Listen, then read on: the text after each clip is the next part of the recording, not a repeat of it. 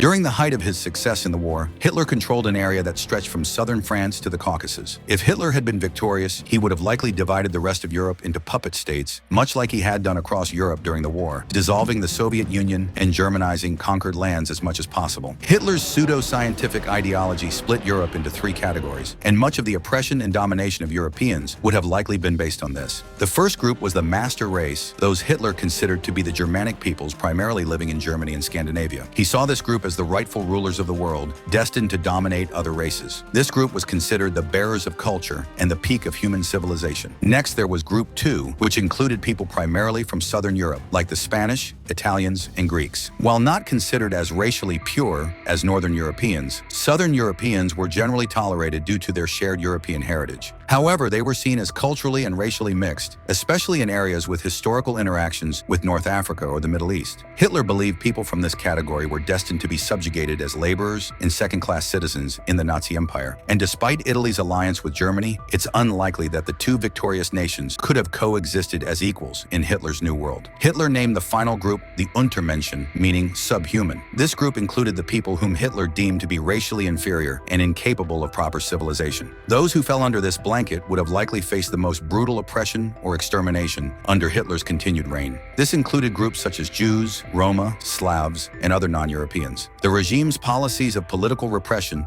forced labor, and oppression of minorities would have been likely expanded and institutionalized. The Holocaust, which claimed millions of lives, might have escalated even further, targeting other populations on a larger scale. Overall, Hitler's plans for Europe would have been a continuation of what was happening during the war. He intended to destroy what he saw as Stalin's Jewish Bolshevist regime and establish Nazi hegemony over the whole of Europe. The conquest and enslavement of Europe's racially inferior populations would be part of a grand plan of the Germanization and economic exploitation of Europe. But what about the rest of the world? As previously mentioned, it's likely that a German victory would have inspired further conquests outside of Europe in the hope of achieving global domination. Nazi Germany may have looked to further dominate lands further afield. During the war, Australia, Canada, most of Africa, much of the Middle East, and more territories all over the world had been under the control of the French and British. A complete capitulation of these two nations would have undoubtedly led to further German lands being acquired all over the globe, as Germany looked to establish new colonial territories to further assert their dominance. Hitler envisioned a world where democratic ideals were eradicated, replaced by authoritarian regimes aligned with Nazi Germany. Had Nazi Germany succeeded in defeating Britain and the Soviet Union, they might have turned their attention to the Americas. Some historians speculate that Germany might have sought to dominate the Western Hemisphere through alliances with pro-fascist or authoritarian movements. However, if direct military conflict were necessary, the logistical challenges of invading the U.S. would have been enormous, even for a victorious Germany. By the end of the war, virtually all of the Americas had declared war on Germany. If the Third Reich and Japan had managed to defeat the U.S. and its American allies, then it's likely that fascist governments would have been installed across the continents. For the Americas, Hitler likely envisioned them as a secondary theater, with German influence expanding indirectly,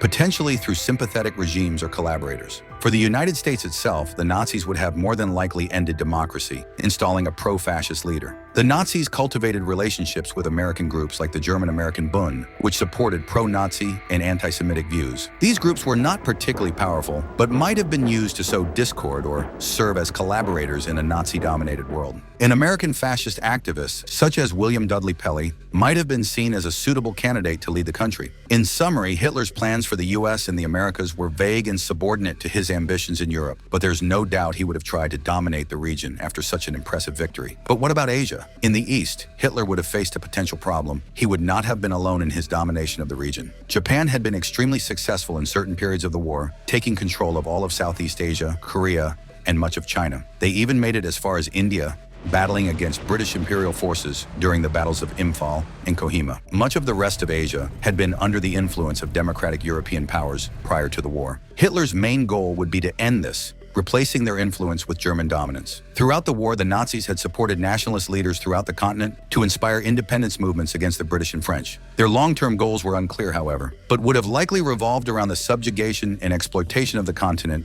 much like the British and French had done previously. However, this is where the first big problem for Hitler appeared. Japan had ambitions for what it called the Greater East Asia Co-Prosperity Sphere, a union of Asian nations that Japan wanted to use to dominate the whole of the continent. This union overlapped with areas Germany might have sought to control, such as India and parts of the Soviet Union. A victorious Axis might have fractured along these lines once their common enemies were defeated. Despite their convenient alliance, Ideological and strategic differences between Nazi Germany and Japan were significant. Nazi racial theory placed Asians, including Japanese, below Germans on the racial hierarchy. While Hitler made exceptions for Japan due to its power and discipline, the inherent superiority complex of Nazi ideology might have also led to friction.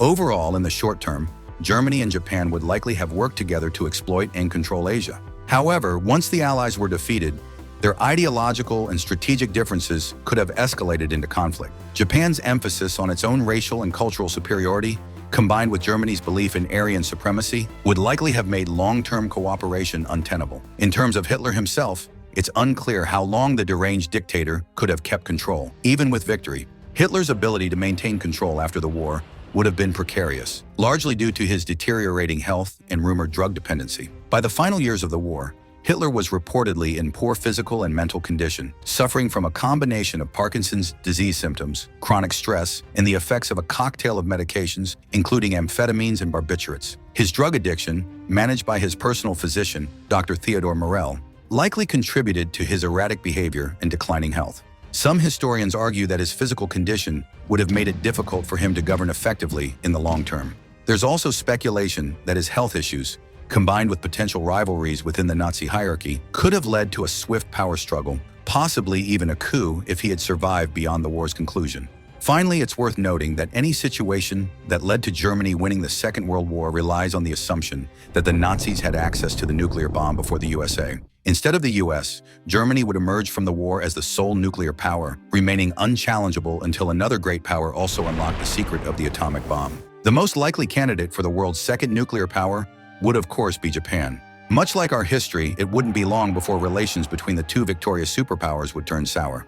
Despite their alliance of convenience, much like that of the Soviet Union and the US, Japan and Germany's ideological differences would have ultimately doomed their friendship.